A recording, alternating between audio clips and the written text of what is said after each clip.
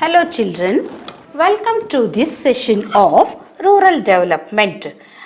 In your first PUC Economics, the 6th lesson Rural Development has different concepts that should be learned by you so that you can understand the situation of the rural areas, because in the rural areas lots of people are having the problem of unemployment and they don't have sustainable livelihood. In Sanskrit there is one shloka, the beginning of is like this: Krishito nasti durbhiksham. Krishi means agriculture. It can even be taken as hard work. If those who are involved, if those who are engaged with hard work either in agriculture or in any other developmental or productive activity, definitely they can end up their misfortunes. That is Krishi Moolamidam Dhanyam. That is, every food grain that we consume, that we eat each day is obtained through the farm activities and over a farm only. So for that only, agriculture is the chief activity in our country. It is the activity which is providing livelihood either directly or indirectly to the people of India for more than 70 to 75%.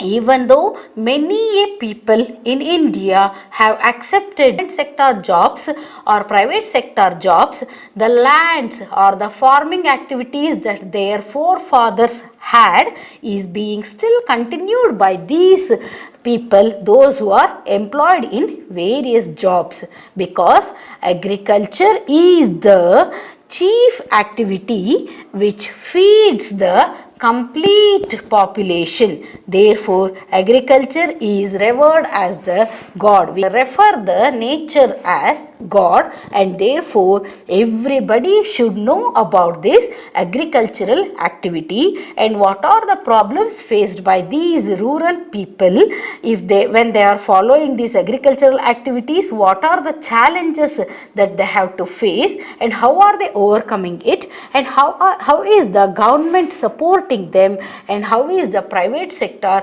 helping them to uplift their livelihood. So agriculture can be accepted as the major activity, and the activity will fetch you if you have a large piece of land.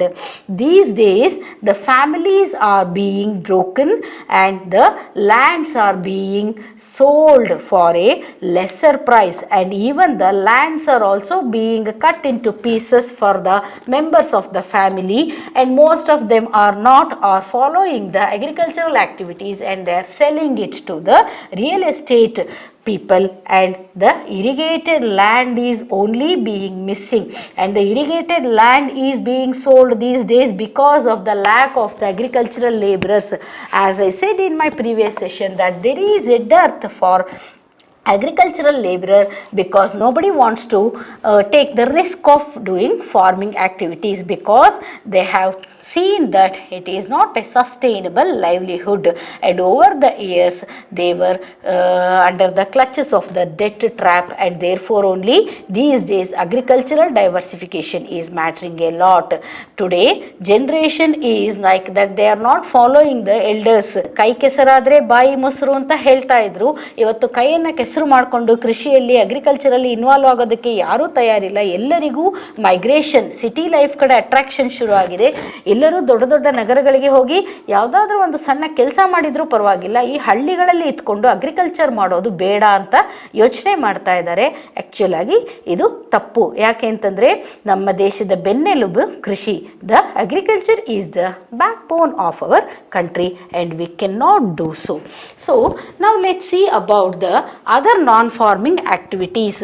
ಅಂದರೆ ಅಗ್ರಿಕಲ್ಚರಲ್ಲಿ ಇದ್ದಂಥ ಒಂದು risk ಅಥವಾ ಅದರಲ್ಲಿ seasonal employment opportunity ಅಥವಾ seasonal income, ಅದರಲ್ಲಿ 12 months salary ಬರೋ ಹಾಗೆ you can not get the income in agriculture people are diverting themselves from the agricultural activity, and also there is a lot of problem with the credit facilities because ಅವ್ರಿಗೆ ಏನಾದರೂ ಸಾಲ ತಗೊಳ್ಬೇಕು ಅಂತಂದರೆ agriculture ಮೇಲೆ small land ಹೋಲ್ಡರ್ಸ್ಗೆ, marginal land ಹೋಲ್ಡರ್ಸ್ಗೆ ಅವರಿಗೆ ಒಂದು ಕೊಲಾಟ್ರಲ್ ಸೆಕ್ಯೂರಿಟಿ ಕೊಡೋದಕ್ಕೆ they don't have any kind of collateral security to pledge against the loan, and at times the crops may not give them the expected income, and most of our farmers in the threat of the burden of debt are committing suicide. ಈ ಕಾರಣಕ್ಕೆ ಸರ್ಕಾರ ಅವರಿಗೆ ಬೇರೆ ಎಲ್ಲ ಟ್ರೈನಿಂಗ್ಗಳನ್ನ ಕೊಟ್ಟು non farming activities ಮೂಲಕ they can have sustainable livelihood. With the help of non farming activities they can have a sustain livelihood and it is promising. So therefore the government is inducing the farmers and their children to divert, because the rural unemployment problem is a serious problem in India, and the government cannot fetch employment to the rural people unless they develop a kind of skill which helps them to self-employment, which makes them to involve themselves in any tiny industry or cottage industry.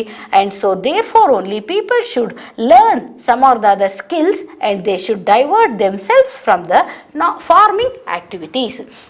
So the first non-farming activity, which is even easier to the rural people because they are used to it, is animal husbandry, that is cattle rearing or livestock rearing. Rearing of the cattle as well as the livestock is highly beneficiary because it fetches them lots of income. Where the cattle, they can get the milk and they can supply that milk because there is a constant need on all the 365 days for milk, and by supplying this milk they can have their sustainable livelihood, and this helps them to carry out their activities, and they can even run the poultry farming, and they can even involve themselves in the rearing of sheep, pigs for the meat requirement. All these are required.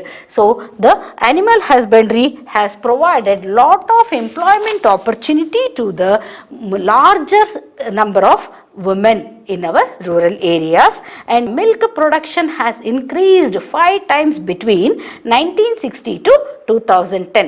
This is because of the cooperative system of collecting the milk and supplying it through the polythene packets. So the sustenance and the storage of the milk and the processing of milk is helping lots of the industries dependent on milk and milk products. Animal husbandry provides income, food stability, and it even is used as a means of transport. In the villages you can see the bullock carts that are used in the villages for transporting the goods for small distances. So the byproducts of these poultry farming, cattle rearing, all these are used for different purposes, and they all have the market value. So animal husbandry is the better option if they are not willing to undertake the activity of agriculture, that is farming activity. So now let's see about the next one, that is fisheries.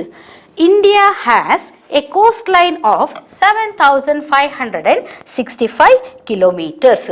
So Indian coastline people are highly dependent on fisheries as their livelihood, and the Kerala, Gujarat, Maharashtra and Tamil Nadu are the chief states which are having the livelihood as fisheries, and these coastline people are highly dependent on these fisheries only, and they are having their own different types of challenges.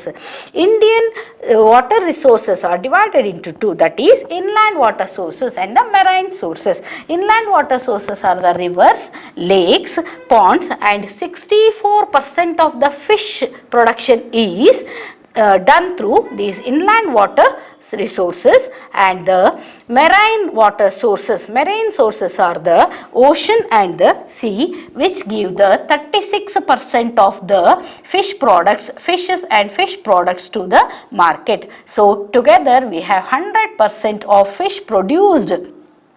Together these two marine sources and the inland water sources are meeting the needs of the fish for all over the areas in our country. But these fisheries has a greater problem. Here lots of different kinds of challenges are faced by the people, particularly the fishing in the fishing areas, that is rampant unemployment, the seasonal employment opportunities. If when once any cyclone arises for week long period, they don't have anything to eat. They will not get money because they cannot go for fishing activities, and there are lots of risks, health risks and health hazards involved in the fishing activity.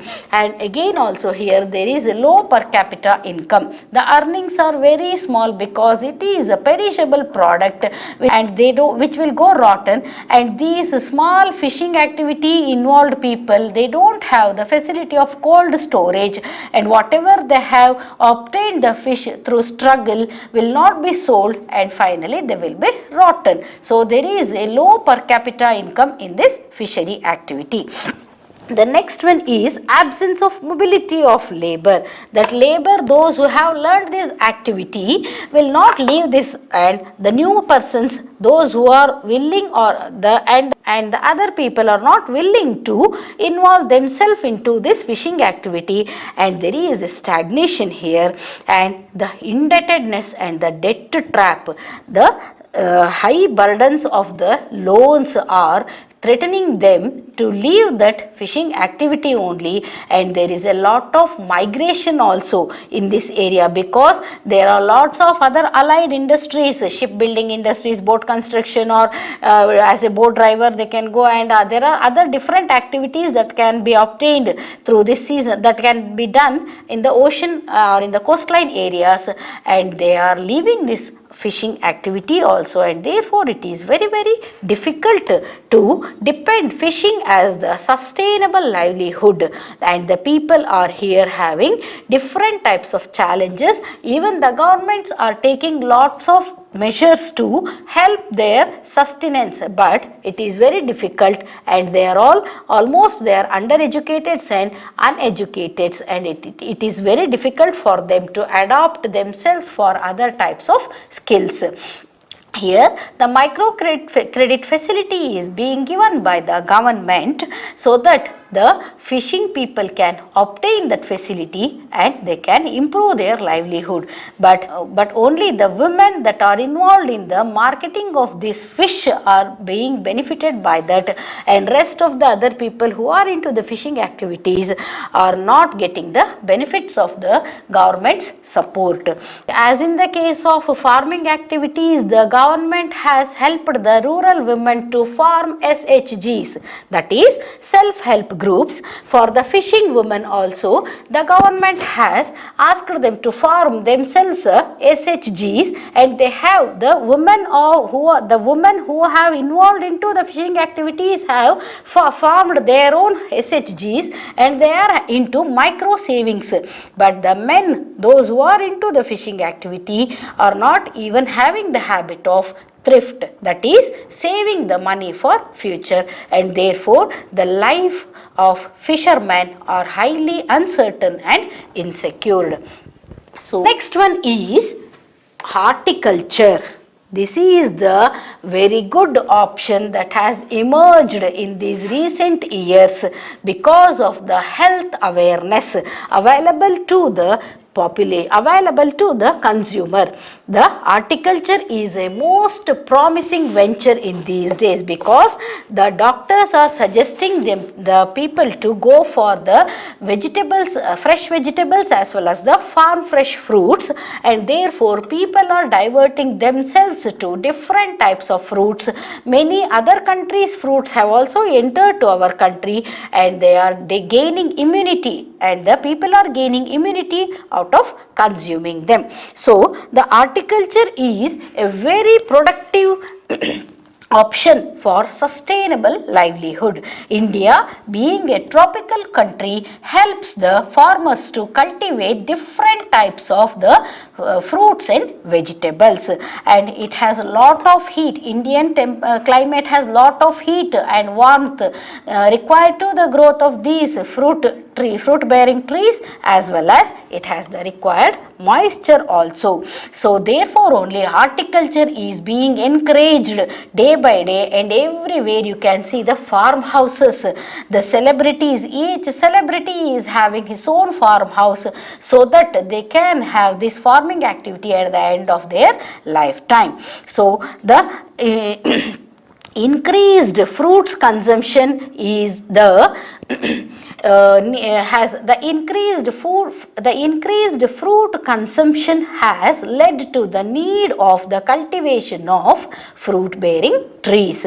And again there are lots of other byproducts that can be opted for livelihood, like vermicompost used in the gardens, which yields high prices, and mushroom culturing is again one more product, one more activity that can be obtained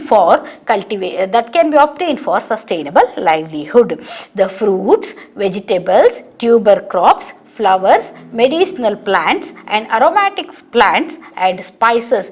Indian spices are having demand all over the world, and today the spices are being grown extensively around the country, so that each cultivator of these spices are promised with a minimum profit, and therefore our spices are being sold everywhere. These days everywhere you can see the fruit vendors. Some 30 years ago there were only limited fruit vendors, or there were only limited fruit selling shops, but in these days everybody and everywhere you can see the fruit vendors who are selling the seasonal fruits. Because of the health awareness and because of the medicinal benefits these fruits are having, people are having a greater demand for that. So even the world, India is the world's largest producer of coconut and cashew, and that they are all having demand all over the world, and we are being benefited by that through the income that they are generating. India is the second largest fruit and vegetable producer in the world. And floriculture, under horticulture only you have the floriculture, cultivation of flower, ornamental flowers for the celebrations, for weddings or the stage decorations, or for giving on any special days. Flowers are being grown, and they are packed and they are supplied to the other countries just within 6 to 8 hours of harvest. In Bangalore you have Lal Bagh, and all these fruits, all these flowers are being exhibited during the flower shows, and a kind of awareness and publicity is given to the public so that they can prefer to buy fruits or flowers, and they can give them as gift. These days we have the trend of giving flower bouquets at any special occasions, and therefore only ornamental flowers are having greater demand. So all the other private flower growers are supplying the flowers to the Lal Bagh, and from there they are packed in a systematic way, and they will be supplied to the other countries also. So the jasmine of Mangaluru or Mysuru are plucked in the evening, and next day morning they are available in the Arab countries. The gladiola and the other ornamental flowers, along with the different colors and sizes of roses, are being exported from India, and India is generating lot of income through this horticulture and floriculture. So these are the important non-farming activities, and there is one more non-farming activity, that is agro-processing. So actually that person who is into the cultivation is not involved in that, he may not be involved in it, but any person, any farm can go to the farmer directly and can buy the product, and it can establish a unit of agro-processing next to the farm, next to the area where he is obtaining the harvest, and he can, with help of machineries, he can convert those fruits into jams, or these mangoes into pickles. Or if you go to the South Kendra, Chikmagaluru area, there you can see during summer season the jackfruit puppets are being made, and these are all the agro processing industries. ಅಂದರೆ ಹಣ್ಣುಗಳು ಮತ್ತು ತರಕಾರಿಗಳನ್ನು ಉಪಯೋಗಿಸಿಕೊಂಡು ಅದರಿಂದ ಬೇಕಾದಷ್ಟು ರೀತಿಯಲ್ಲಿ ನಾವು ಸಂಸ್ಕರಣೆ ಮಾಡಿ, ಆಹಾರ ಸಂಸ್ಕರಣೆ ಮಾಡಿ ಅದನ್ನು ಜನರಿಗೆ ನಾವು ಸಪ್ಲೈ ಮಾಡಬಹುದು. ಇದು ಒಂದು ನಾನ್ ಫಾರ್ಮಿಂಗ್ ಆಕ್ಟಿವಿಟಿ ಅಂತಲೇ ಹೇಳ್ಬೋದು. ಆದರೆ it is very very promising. These days you can find lots of agro processing. ಬೆಟ್ಟದ ನೆಲ್ಲಿಕಾಯಿಯನ್ನು ಅವರು ಸಕ್ಕರೆ ಪಾಕದಲ್ಲಿ ಹಾಕಿ ಒಣಗಿಸಿ ಅದನ್ನು ಸೇಲ್ ಮಾಡ್ತಾರೆ. ಅದು ಎಷ್ಟು ಜನ ಪರ್ಚೇಸ್ ಮಾಡ್ತಾ ಇದ್ದಾರೆ. It has A greater demand. Like that pickles are manufactured, like that pickles are made, and the haplas and the papads are being made through different fruits. So therefore these are the non-farming activities that are accepted by the people.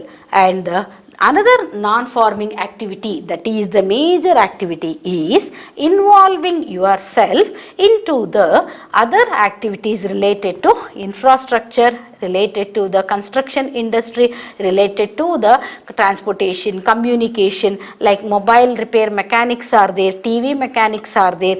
Those who are into tertiary sector, the largest other activity other than the farming activity, the largest non-farming activity that is undertaken by most number of Indian population is that they are accepting the services at tertiary sector, because just 0.8% of contribution is being given by the fisheries to the GDP. To 14% of the contribution comes from this horticulture, wherein the tertiary sector, service providers in the tertiary sector is giving a major contribution to the GDP of our country and our population in the country. Our Indian population, most of the people in India have involved themselves into the tertiary sector activities. Earlier we had only primary sector, secondary sector, and now this tertiary sector, which was not that popular during those days, is helping the people to earn their livelihood. Everywhere you can see people, they are into the service sector, that they may be working in the automobile shops, or they have their own this chat centers, or they may have their own hotels. They may be working in the food processing industry, they may be working in the garments industry. Everywhere you can see, or even the people are willing to work as a salesman in the malls, or they are into the window shopping, or even they are working in different kinds of institutions. And the entertainment industry is also one big industry, which is a non-farming activity and which is fetching them their livelihood. So therefore the non-farming activity is very very important, and that can be taken as it fetches the sustainable livelihood to the people. So with this I conclude this session.